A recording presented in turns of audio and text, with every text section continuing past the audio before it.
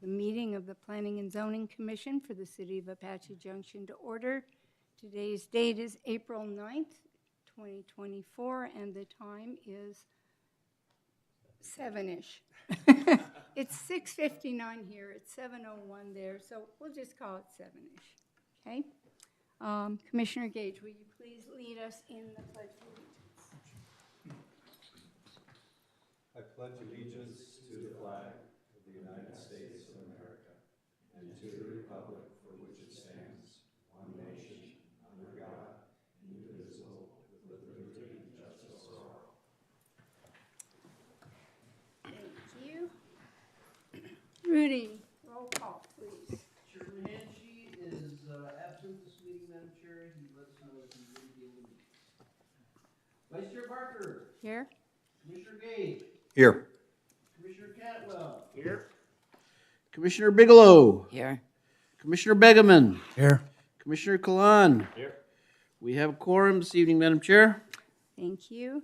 Do I have a motion to approve the agenda and the minutes? So moved. Okay, I have so moved. Do I have a second? Second. I have a second. Roll call, please. Commissioner Kalan. Yes. Vice Chair Barker. Yes. Commissioner Gage. Yes. Commissioner Cantwell. Yes. Commissioner Bigelow. Yes. Commissioner Begeman. Yes. Approved, Madam Chair. Public hearings, there are no public hearings. There is also no old business. For new business, we have 2 items. Presentation and discussion of commercial land analysis. Nick. All right. Good evening, Planning and Zoning Commission. Good to be before you today. So tonight I'm here to provide a brief update regarding commercial land analysis. There had been some questions that were asked, I believe most recently by Commissioner Gage, but it's been an ongoing question, a different discussion that we've had as we've talked about the commercial land makeup of the city and how commercial land policy is made and how we staff make our recommendations as well as the different considerations that are made. So tonight is just a purely informational item. We hope it's the start of a conversation as this is ongoing, and we believe that as we together make this commercial land policy for the city and make these commercial recommendations, it would have effect in the future, especially as we look at future general plans and other future land use decisions. So with this, the goal of tonight's memo, as well as both staff's role in general with our reports, is to support the Planning and Zoning Commission and the City Council in their role of making land use decisions and recommendations. For this and for the memo we provided, we have done some research, that being we've been researching the land use composition of the city of Apache Junction. There is the commercial needs of the city that we take into consideration. There's land use practices of other cities, comparable cities both nearby and the cities of similar sizes. And then there's market trends, as well as the commercial development industry's best practices. These are all things that we've looked at in order to kind of, and we look at them a lot over time in order to best formulate how commercial needs to develop or what developers are trying to get when they choose a site. To address first the commercial composition of the city, our geographic data has shown that the total zoned acreage of the city of Apache Junction is approximately 27,188 acres, or approximately 42 square miles. This does exclude roads and the canal, but for the most part, this includes everything within the city, including the state trust and federal lands, of which those comprise the majority of the city. That itself presents both opportunity and challenge, just because those are a lot of vacant areas that can be designated as part of future master plans. How those are developed is something that would come to us at a future time, but because they are held by either the state trust or federal land, a lot of that is tied up in higher level or decisions above us on the city level. But anyway, beyond that, the total commercially zoned acreage, which is specifically for this study, the B1, B2, and B3 zones, those being where commercial, retail, service, restaurant, all that kind of activity happens. That comprises approximately 797 acres, or about 3% of this total zoned land area. This is a little bit more of a closer view as we look at where the commercial is situated within the city. Now, we mostly see it in the form of commercial corridors. Most notably, we have the Apache Trail Corridor, That is where most of the city's sales and activity happens. We have a downtown core, a lot of which is vacant, but which we are definitely in the works. We have plans to develop and been working with developers because that is what we see as what is a future notable hub of commercial activity. But we currently see our existing commercial, such as along the Ironwood corridor. There's a lot of vacant commercial properties along Old West Highway. As we look a little bit further south, there are commercial clusters along both the freeway intersections, and we see the Ironwood and Southern. Again, a lot of that is vacant. But we end up with this kind of composition where we have either this very long strip commercial, or we have some of these vacant corners that we're still looking at developing. Now, when we take the different research that we've put together, we've identified some contemporary land use practices. First, notably, there is no golden land use ratio.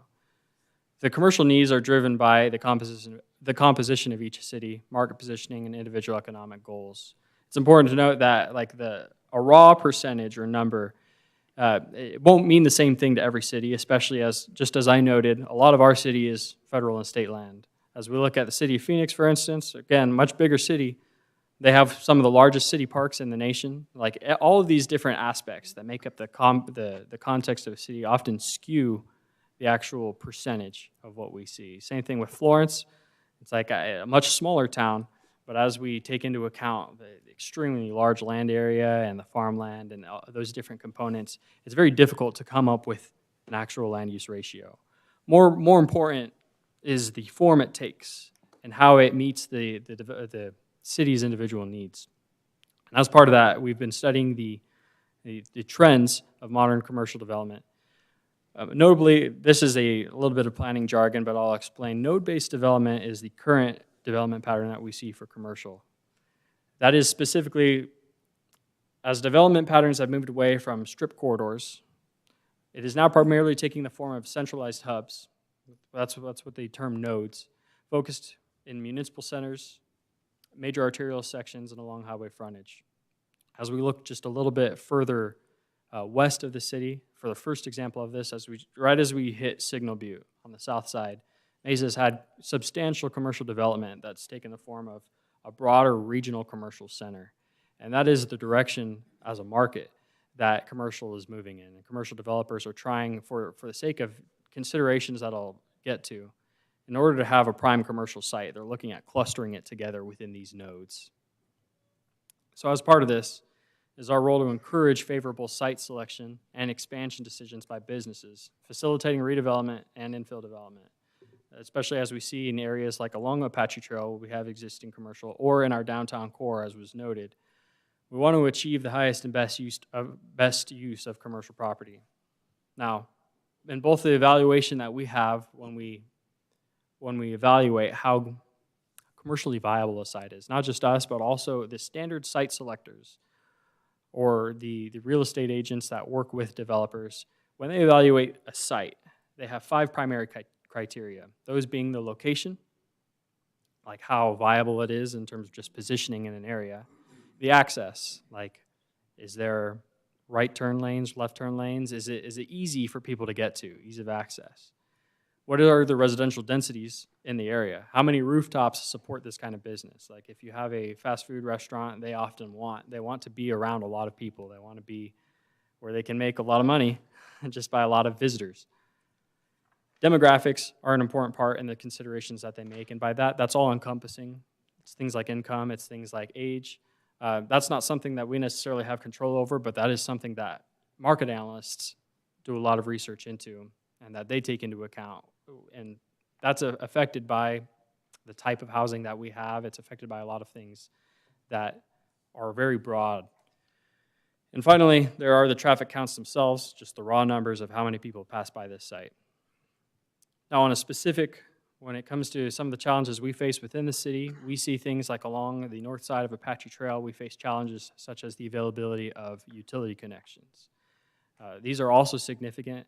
For some developers, these are make or break when it comes to how much money they're able to invest in the development. And it's something that we often see when we have the conversations about where can commercial go or how can commercial develop. Shifting gears a little bit, one of the common questions that we've had has been, how much commercial land have we given up? Within just the past few years, there's been rezonings, there's been conditional use permits that have been on commercial land for multifamily, since that's something that's currently permitted by the zoning ordinance. So we've identified there's 8 sites, 2 of which are actually, their conditional use permit for multifamily have expired. But and those being along Superstition, there were a few of those conditional use permits that we'll actually get to in our development viewer map update later, but conditional use permits will expire after a certain amount of time if no action is taken. And in that sense, we just wanted to include these as part of the broader picture, though, because every time these kinds of projects have come up, the question is, are we giving away too much commercial?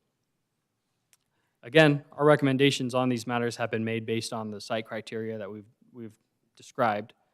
But as we see, there's some commercial that was along Old West Highway, some commercial, like very narrow parcels that may have been difficult to develop this kind of larger commercial on Superstition Boulevard. But we see some of these corners and some odd spots, and that's where a lot of these changes have been made since 2020. Now, with this and taking all this into consideration, staff recommends an evaluation of the general plan land use map.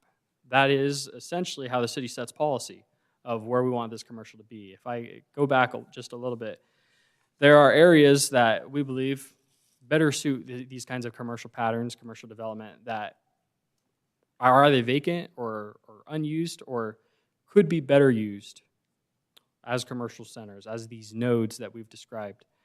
Because that is what the market is essentially looking for. The city itself has challenges based on the development patterns that were in place before the city ever incorporated. It's as we look at some of the neighboring cities like Gilbert or Queen Creek, it's like a lot of them have been developing farmland. And they've been developing a lot of land that, there was nothing there, and so, hey, they organized a master plan and were able to build these large commercial centers. And we have a lot of pre-existing development where we're looking at the northern core of the city. And so we're trying to fit in commercial. It's very important to the city, both sales tax as well as just employment opportunities. We don't want to export all of our labor outside of the city, especially for both quality of life, but also just for the growth of the city itself. It's important that we have a good both retail and sales, but also employment core. And so some of these considerations that we are making, we would like to look at the general plan land use map in order to better facilitate these commercial cores. That is part of our recommendation, that as the next update comes up, it's really not that far away with how fast these years fly by, that we incorporate these kinds of plans into the land use map that we work on with the community and eventually hope to adopt.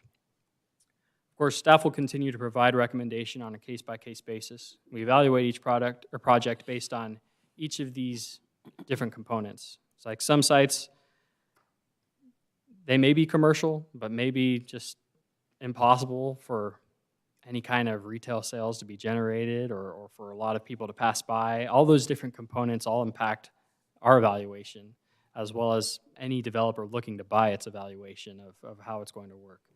And so these are all different aspects that, we'll case by case, we'll continue to speak to. And we hope to be able to have this candid conversation with you about how all these pieces work together and how these make our land use recommendations. With that, if you have any questions, I'd be happy to answer.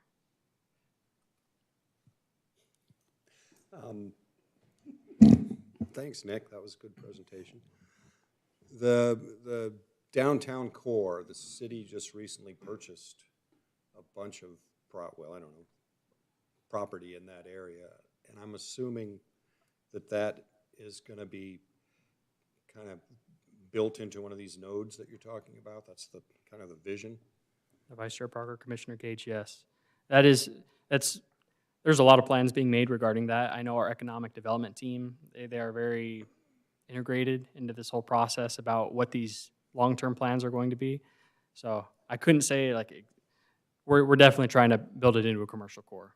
What exactly it's going to look like, I don't know yet. I don't know if anyone necessarily knows yet, but we're definitely trying to build that kind of base in order to facilitate future development, in order to facilitate just the growth of that core. Madam Chair, Commissioner Gage, that property in basically what used to be the Grand Hotel property is currently Zone B3, which is our city center district.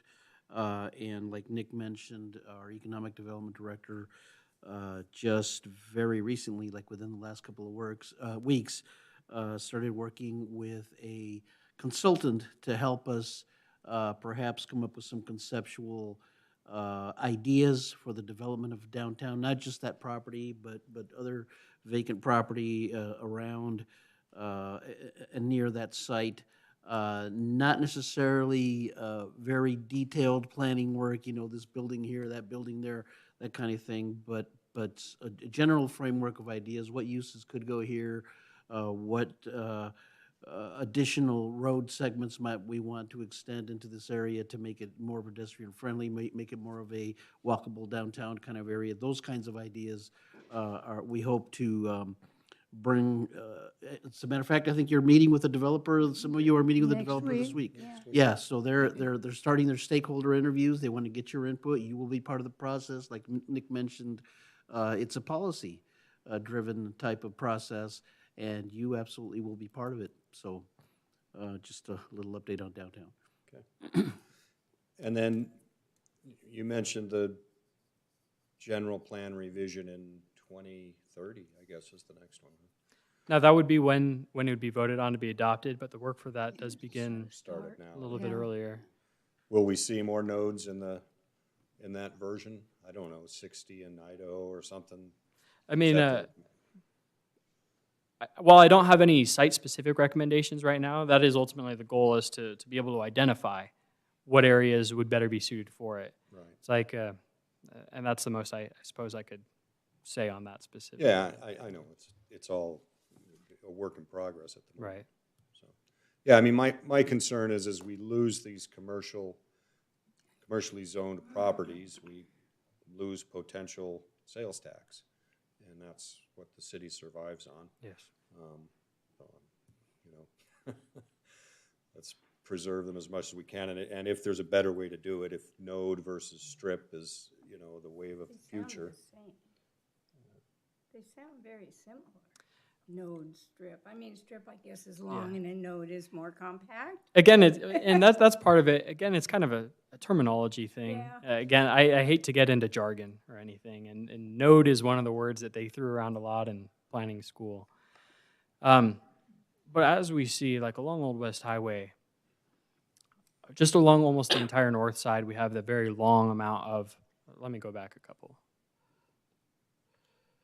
Very long strips of commercial. It is not very deep. It is not something that you could really put like, trying to think of a good example. You just can't have like a large commercial development with pad sites. Everything is spread out, and that's the reason why form-wise that's significant, is because Old West Highway, access being a very instrumental piece in the consideration a developer has. Old West Highway being a highway has very limited access. Very limited left turns. And as a former highway, there's not a lot of right turns that you can make either without it breaking the actual form of the street up. So what we see is that a lot of those sites have been very difficult to develop just because it's space-wise, like rather than turning into one larger node or one larger commercial center, you just end up with a lot of smaller sites that don't really fit any kind of modern commercial development pattern. Like you could probably fit small offices where you only have your one business there, but in terms of something that facilitates activity, that facilitates like a lot of different commercial uses in one place, and that's important because studies have shown that, as people, they go shopping in one place, they see something else, and that's just how the market goes, where people are drawn to commercial centers and they're drawn to the different things that are there. And that's part of the reason why we've seen some of the strip centers die out, just because they're so sporadic, where you just have like a line that's form-wise really services smaller uses like restaurants or maybe like a service like a nail salon. But as we look at broader commercial cores, you start to get a lot more variety about what a developer can do, a lot more variety and about like how the different uses interact. And some of the larger uses that maybe anchors, they better fit in those nodes rather than, you can't really fit a large anchor along Old West Highway with very narrow or not very deep lots. And that's kind of the difference between like a strip corridor. Same thing on Ironwood. On Ironwood, the lots themselves are very shallow in terms of how deep they are. And they just don't accommodate, like, by matter of actual form, like anchor sites. So you have just individual commercially zoned properties without any way to cohesively develop them. And it's just a matter of space and area. And that's what we're seeing in at least modern or contemporary development trends.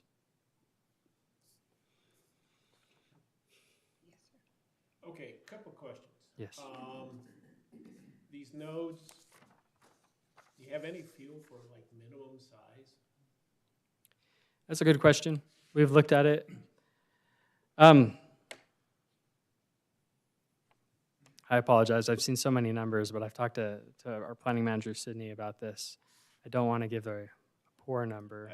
Let me just give you an example. I mean, one of the nodes would be like the Fry's. Right. Okay, how big is that? So I would say the Fry's, I don't want to undershoot.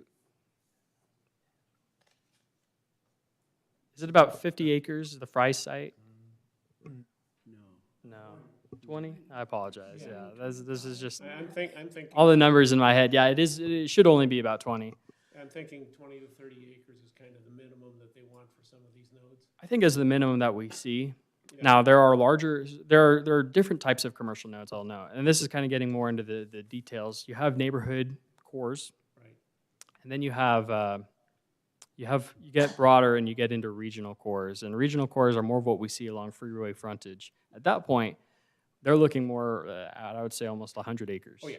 Like you get into much larger nodes that facilitate this kind of development, and that's something that we struggle to provide in terms of our current commercial availability. There's nothing that large that would allow a large-scale developer, and we are attracting more and more of them as the city grows and as development has filled out in the valley. It's like people want to see this kind of development within Apache Junction, but in terms of how the properties are assembled and how they're formed together, like while we may still have some room on some corners for a 10 to 20 acre, like a more local node, the regional commercial, the thing that would really bring a lot of activity in is limited, I think, to very specific areas. areas. In the new property. Yeah. Area. And but we see some of that even, as was noted, I mean, Idaho in the 60, I can't say, like, can't force the state land to make things go a certain way, but we would definitely like to see that kind of freeway frontage be allocated for that kind of regional commercial. It's like it's right off the freeway, very viable for that, but again, those are planning decisions for the future.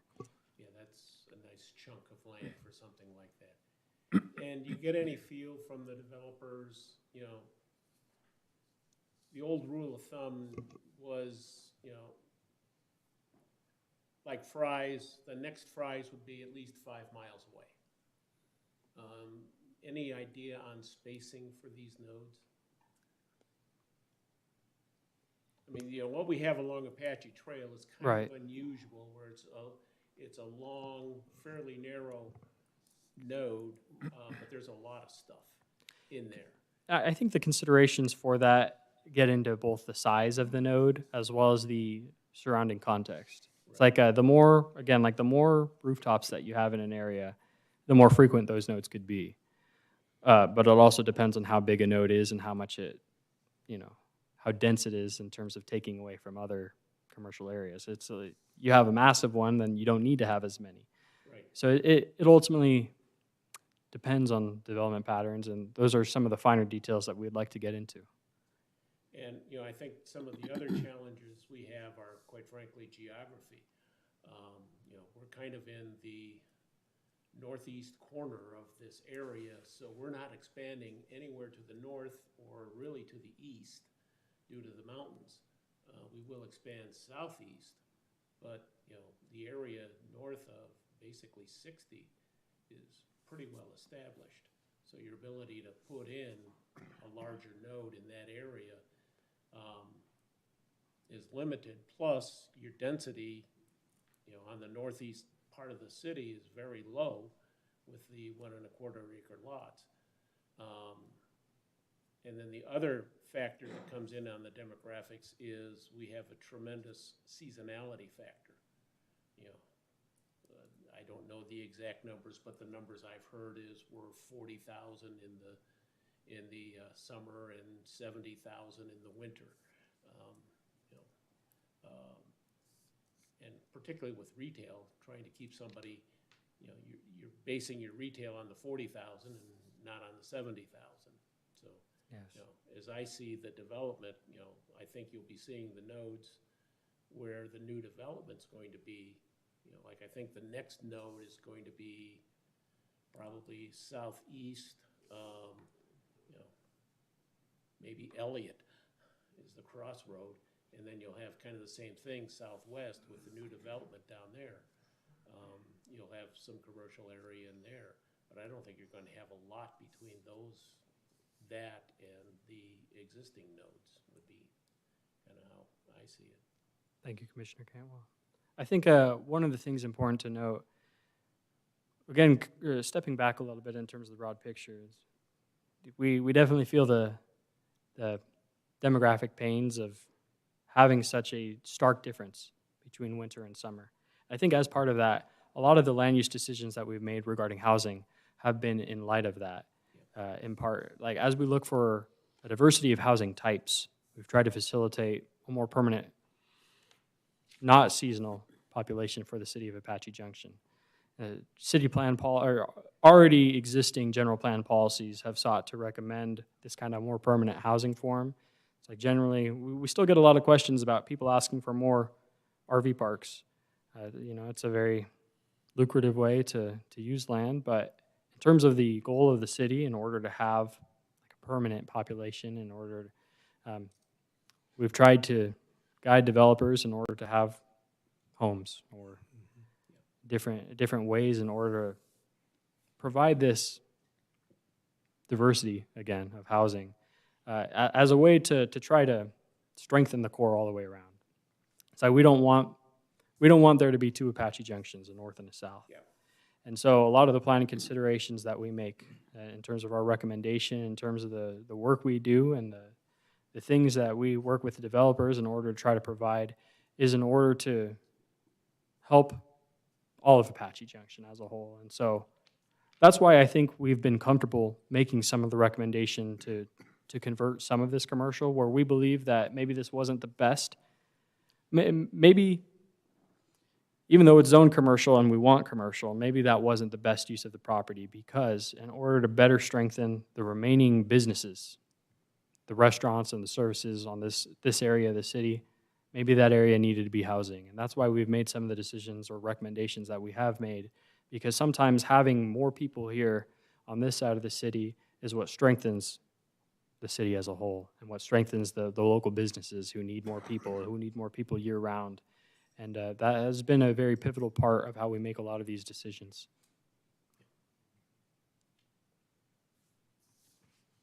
Question? How much available commercial property does the city have right now?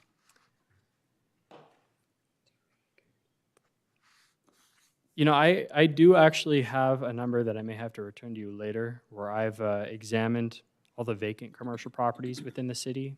I don't have a number at this very moment to provide you. There's of course the question of if someone's actually selling the vacant land, but I do actually have a number and I can confer with you later. Madam Chair, Commissioner Begeman, not exactly an answer to your question, but in conversation with our Economic Development Director the other day, he estimates that of the commercial that we do have, we actually have a very low commercial vacancy rate. He estimates maybe 4%. of our commercial is currently vacant. So compared to other cities, we're probably doing pretty well as far as the business opportunities that we do have are, for the most part, currently occupied. How much additional vacant land out there? We can put some numbers together for you and let you know. I am, like Nick said, there's a lot of small properties out there, so it'd probably be a little bit of a task counting all the vacant smaller properties that we have. Well, my worry is that we keep talking about removing commercial sites that are available and turning them into high-density residential areas, and we're losing opportunities for commercial sites. Now, I know we have a bunch along the highway, the Old West Highway and Apache Trail and up on the corridors, but as has been stated, they're not that deep. So where are we going to put any more commercial properties or commercial businesses? Such, perhaps we have somebody comes and wants to have a light manufacturing industry or, light industry. There's no place for them to go. We've got a bunch of little properties that are designated for 7-Elevens and Circle Ks.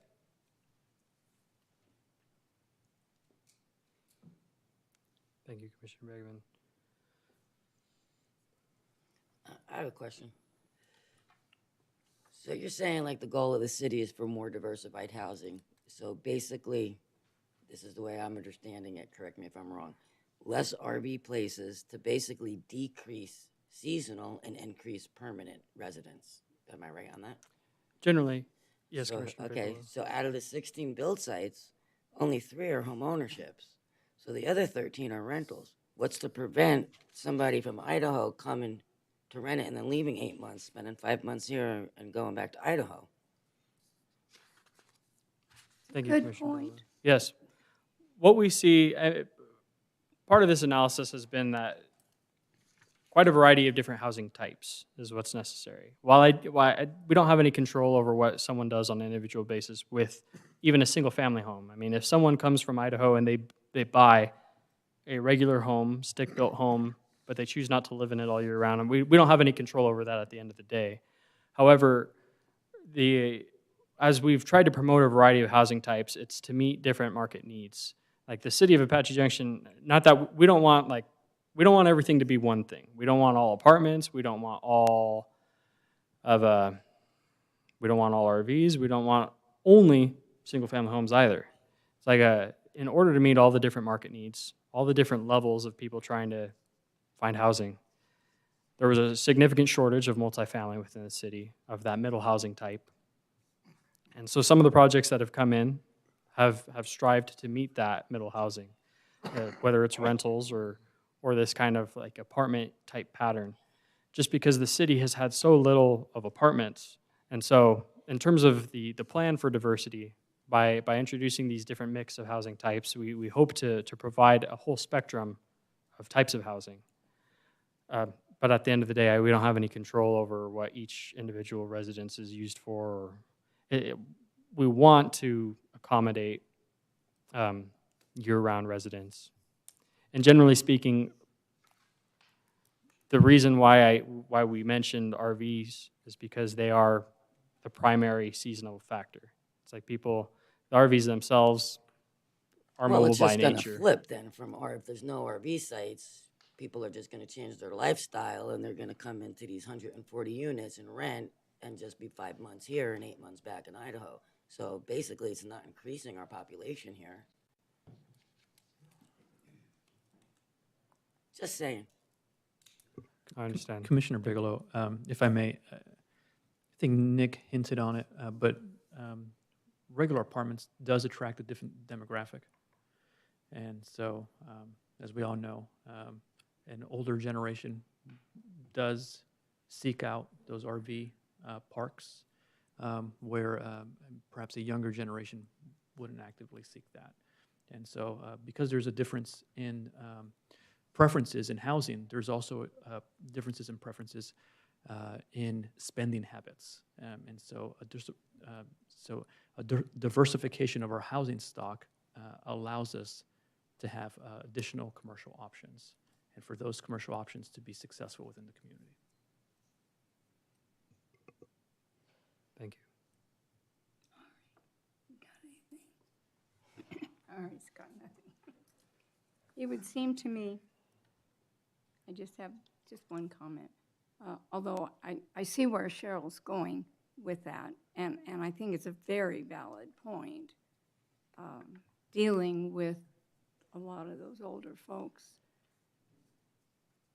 They like the idea of an apartment. That's, that's fine with them. It's less to maintain, et cetera, so beside the point. If we're looking for hubs, blocks, malls, whatever you want to call that, then we need to be careful about opening everything up for these highly dense residential areas. We can't just keep stacking them up, which we are doing in several areas of the city, and leaving absolutely no possibility for even that small Circle K. It wouldn't possibly fit there. So I think we need to balance this, and I think that was the reason why you even brought it up, is we, and I know the rest of the city, is interested in a balance. And if we're going to keep changing commercial to residential, then I would think that it would be wise to go back to the general plan, look at those areas, and make those changes in the general plan, so we're not continuously having to go through that process with each individual piece of property. Thank you, Vice Chair Barker. And ultimately, information is the goal of this presentation, to have these discussions and conversation. Right. I will note, just again, to speak to the diversity of housing, I mean, we in the city have had the most growth that we've had in decades, even in terms of single-family housing. Like, while we see a lot of the different projects that have come in, some of what I had outlined on the map, but in terms of residential subdivisions, the growth has been enormous. It's like, especially as we see, not all of those projects come to the Planning and Zoning Commission, Right. just due to plat approvals already being underway or being part of the master plan community. But in terms of just the housing that is being constructed and provided, it's like our level of growth exceeds most in the valley just by our rate of growth. And it is something that we're striving to provide all the way around. All the entire continuum of housing is definitely at the forefront of what we do here. You know, it would really, really be nice, because a lot of these things do not come through planning and zoning anymore. There was a time when I think everything came through planning and zoning, if I remember correctly. It would be really nice to periodically get a list of those things that are going in that we're not going to see at all, but it would certainly keep us aware of what was going in around all of these areas that we do deal with. So I would request that if that's possible. Thank you. And there's a few of them on this list. I know.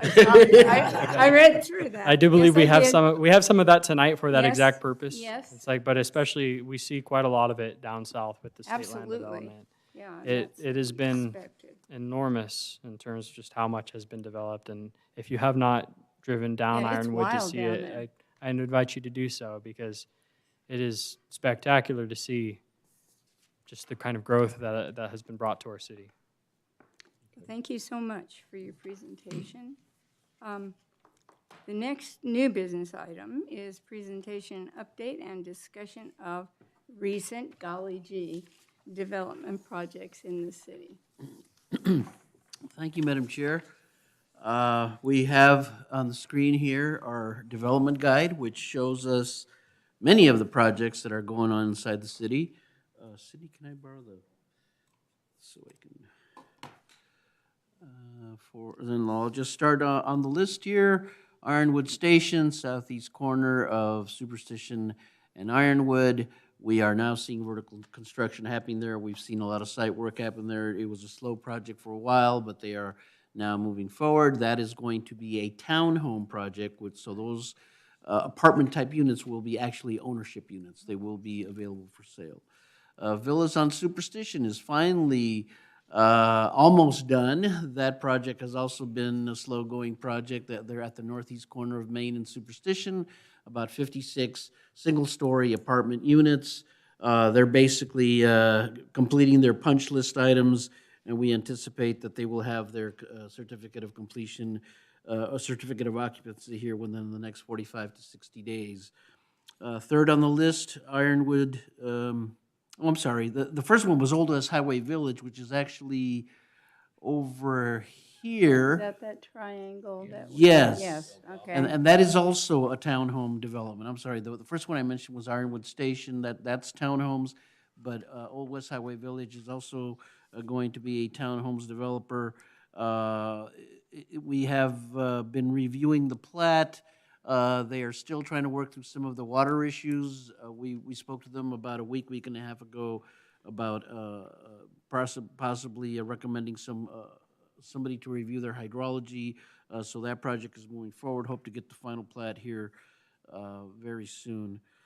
Number 4, Galen's Garden. That project was a very small project. Basically, they added 6 or 7 units to a very small project that was already maybe 5 or 6 units. A small Yeah, remember developer, that. financial considerations, architectural considerations. So their plan submittal and their resubmittal has been a bit slow. The residences at Apache Trail, on the other hand, southwest corner of Tomahawk and Broadway, they have done a lot of site work out there. Sydney, do they have their clubhouse going up yet? I think we have their permit issued for their clubhouse. I think some of their models are also starting to go up. And they are processing what's going to be a fairly significant public art project. They've got about 350-foot long wall that faces Tomahawk, and that is going to have a public art project. We hope to take that to council for their decision in May. So that project is moving along, some over 200 units. That will be an apartment, single-story apartment rental project. The Havenly is right down the street over here. Of course, you see a lot of rooftops. That is not a rent-to-own, but a build-to-rent or something like that. Basically, they look like little bungalows. They are single-story standalone units, but they are rentals. And that project is moving along very fast as well. 166 single-family style rental units. Goldfield Estates down on 28th and Goldfield back in May 2022. We brought the rezoning to you and the plat to you. They are still working on their final plat, working on basically some water issues and some bond payment issues to get that project going. The Enclave is over here off of Virginia and Rennick, right here, just north of the Arnold's Auto Sales. That project is 124 two-story rental apartment units. We are reviewing their construction plans, engineering and building still under review. The Hamptons East at the northeast corner of Southern and Meridian. We don't have it here because that project is basically done. They are complete. They are full. 195 one-story attached and detached apartment rental units. The next one, Circle Trail Suites, just down the street here around Monterey and Superstition. That conditional use permit has expired. That project was going to be very similar to the what was the name of the other one, Sydney? Villas on Superstition, yes. Another 56-unit apartment rental project. Same developer, actually, as that other project that was slow moving. this conditional use permit has expired. If somebody wanted to resurrect the plan, they would have to come back to you for approval of the same project or a different project. Moving along, Superstition Junction, once again, a small project over here near Superstition and Palo Verde. It was a 2-acre project. I think they were proposing some 20 units, 22-story units. Unfortunately, that conditional use permit has also expired. So that one will not move forward unless, once again, they come back to you. 94 West Roundup is the little bitty 1-acre property here around Apache Junction Townhomes across the street from the library. That was a rezoning. They want to do 4plexes, one on each of 3 lots. So in other words, a total of 12 units, I think. Two-story 4plexes on 3 lots. Yes, 12 units, one 4plex on each lot. There was a lot of strange right-of-way issues there. There was a right-of-way that needed to be narrowed. There were other little bits and pieces of right-of-way that needed to be cleared up. They finally got their road extinguishment, a partial road extinguishment through council about 3 or 4 weeks ago. So that project is moving forward, but it's moving forward rather slowly because there's some complicated issues there that had to do with the way rights-of-way were dedicated many years ago, different owners, and documents written incorrectly. So there's been a lot of lawyer action on that one, but it is moving forward. Becoming One wedding venue over here near Star and Old West Highway. That development is complete. It looks very nice. They've got some spectacular views. If you've been in those buildings of the Superstitions, they also have a few punch list items to get their final C of O, but they are currently operating under a temporary certificate of occupancy, and they've already had several events out there, several weddings out there. It's a very nice facility if you haven't had a chance to go out and look at it. And then a couple of more recent projects that came to you. We have this gentleman, John Fox, who did a little apartment conditional use permit at Broadway and Delaware. And Nick, that was for 30 2-story rental apartments. Is that one moving forward? Yes. Okay. Under building review. And the other one, same developer, Mr. Fox over here at Rennick and Plaza. That was a 1-acre property proposed for 16 2-story rental apartments, and we're not sure if that one's moving forward or not. Sure. That was a recent rezoning that happened in the middle of last year. Now, unfortunately, I was speaking with the applicant, and he said, hey, at the end of the day, I was not able to get it financially to pencil out.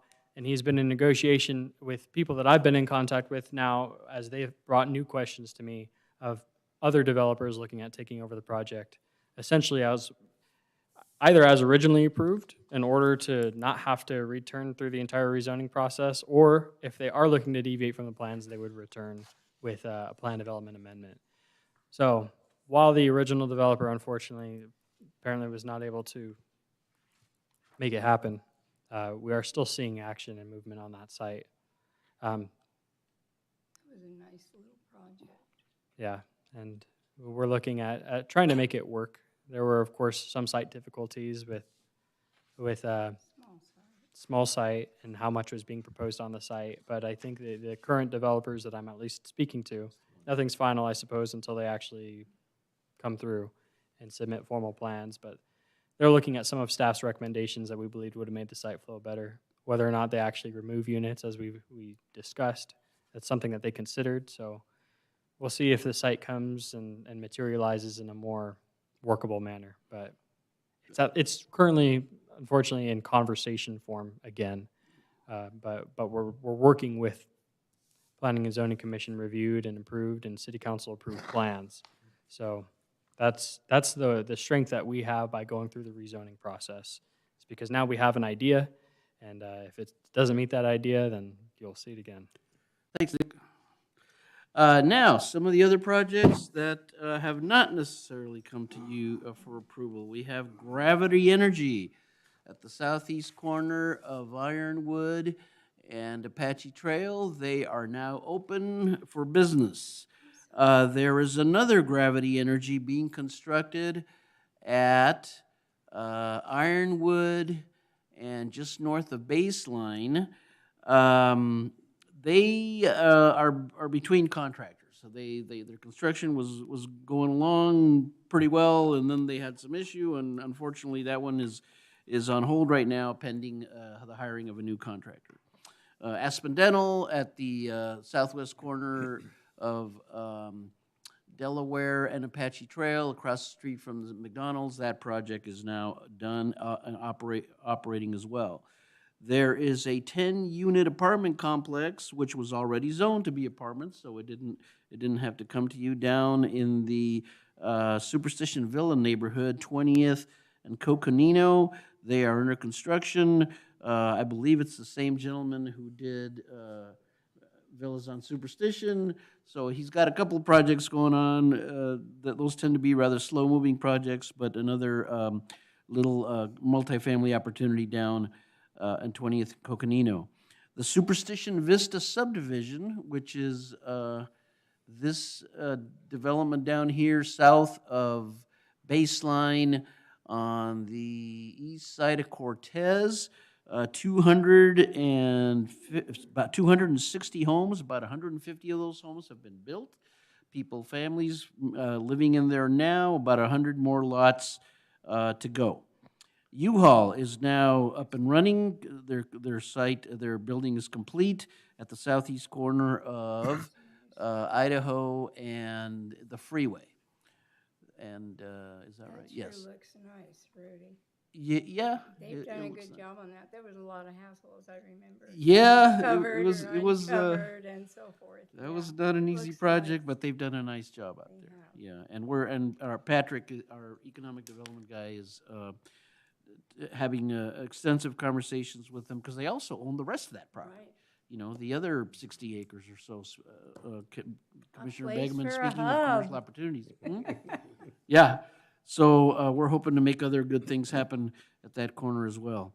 And then, of course, down in our master plan communities, we estimate that there have been about 800 permits issued on the D.R. Horton side, and about 600 new families living down in those neighborhoods as well. Brookfield has processed their plus or minus 2,500 units on their side of Ironwood, and they are constructing their models. They want to have a grand opening celebration at the end of the month. Hope you all get a chance to make it out there. Their linear park is pretty amazing. They're working with 4 or 5 different builders, and there's some very nice homes that are going to be built in that neighborhood down there. Village at Ironwood Townhomes. This project, it goes away, then it comes back, and then it goes away again, a little bit north of Apache Trail on the east side of Ironwood. 29 townhome units, new owner. Hopefully we'll see that project finally come to fruition. AutoZone. Commissioner Cantwell asked a little while ago about the AutoZone at Winchester and Old West Highway. Some final touch-up work being done on that building, and hopefully they'll be calling for a final inspection here real soon so we can give them their certificate of occupancy. On the other side of town, you may have seen the construction going on behind the Wells Fargo Bank on West Apache Trail. That is also an AutoZone, but the difference between that facility and the one on Winchester is that AutoZone is going to have a large warehouse. They're going to have a retail component, but that's basically a distribution, more of a distribution type of facility, and that one is also under construction. That's going to nice architecture, good fit for that area for years and years and years and years. Everybody told us the only thing that can possibly happen back there is RV storage. Well, no, we've got a nice business going back there. So are they gonna keep the other AutoZone open just No. down the road? They're gonna close that one?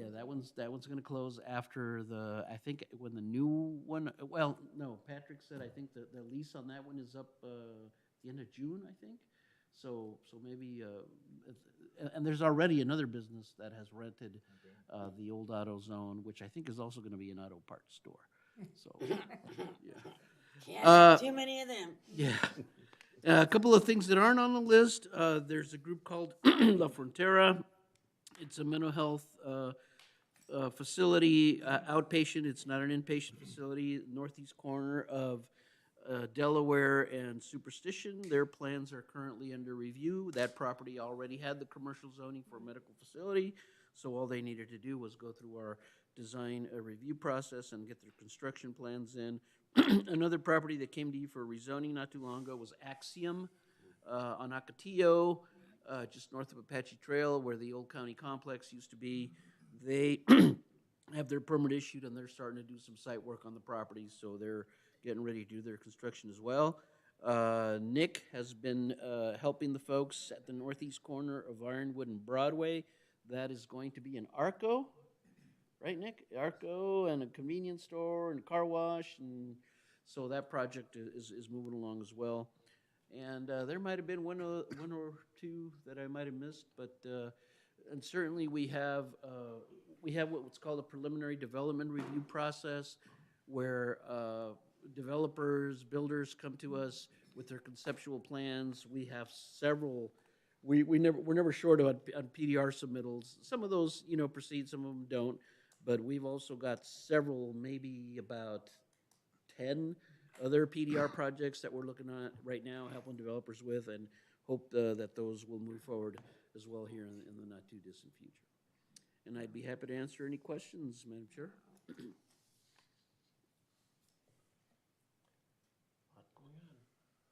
I think that you took the words right out of everybody's I mouth. got a question. Except Cheryl. Sorry.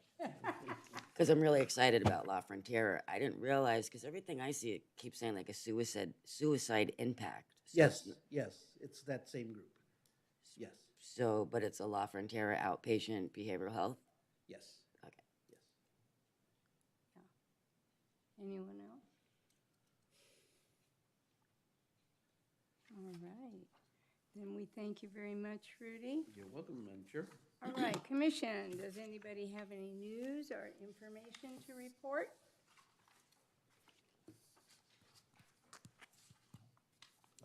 Director's report? None this evening, Madam Chair. You think you gave us enough with that? I hope so. I'd like to do this. Quarterly? Yeah, quarter would be great. Okay. I'd love to do this Absolutely. every quarter. Yeah. All right, let's move on to selection of meeting dates, times, and locations, et cetera. Do I have a motion? Chair, I would move that the Planning and Zoning Commission hold a regular meeting on April 23rd at 7 p.m. in the City Council chambers at 300 East Superstition Boulevard. In the event there are no items to be brought forward to the commission, these meetings may be canceled, notification of cancellation properly posted, and the commission staff notified. Do I have Second. a second? I've got a second. Roll call, please. Commissioner Kalan, Yes. Vice Chair Barker, Yes. Commissioner Gage, Yes. Commissioner Cantwell, Yes. Commissioner Bigelow. Yes. Commissioner Begeman. Yes. So moved, Madam Chair. All right, seeing no more business at hand, I will adjourn this meeting at 8 o'clock.